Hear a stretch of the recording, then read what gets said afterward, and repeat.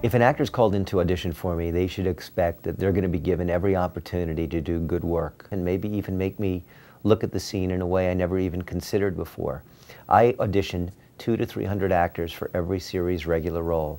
So it's in my best interest that an actor comes in and nails it, because the more options I have, the easier my job. The less options I have, the more stressful my job. So I think if actors understand that the casting director really is rooting for them, that we want them to do good work, I think it's very liberating. So they don't come in the room feeling they're being judged, rather they're being supported and given the opportunity to do good work.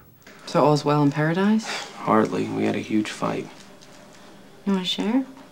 I respond to an actor that's confident, not arrogant, confident in who they are both as a person and as an artist. What I don't like is an actor that comes in unprepared, that has had an opportunity to look at the material and really hasn't, and makes excuses before they even began about how they haven't had a chance to look at it. They've had 3 or 4 auditions that day, they're so backed up.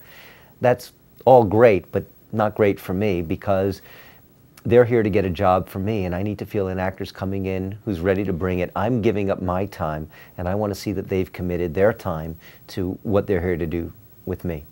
Sometimes an actor will come in and I know in my gut they embody what we're looking for, and maybe they didn't bring it that first audition, or maybe my producer didn't see it. I'm not doing my job if I don't try to find a way to get that actor back in again and maybe spend some time working with them and redirecting them and giving them an opportunity to bring to the table what I know they can. There's nothing that makes soap operas a different beast, you know. Acting is acting. Being truthful, being in the moment is you know, it's universal.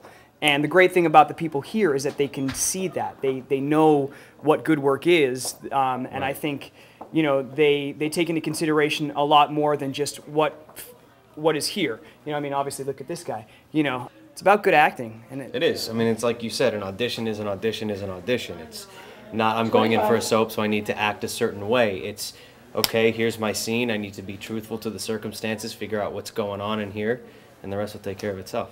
The bottom line is, everybody I've hired has been hired because they've come in the room, and when the pressure was on, they delivered. I know that Vanessa Marcel, who was on our show, who was huge, when we cast her, it was her first role, and she actually has told the story in backstage where she came in, was in the waiting room, and was feeling very intimidated by the other actors around her, and actually got up to leave. And as she was leaving, I came out and called her in.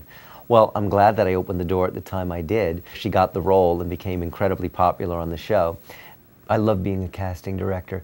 Somebody once said to me, "You have such a hard job, you say no to all those people," and I hadn't really ever thought of it that way.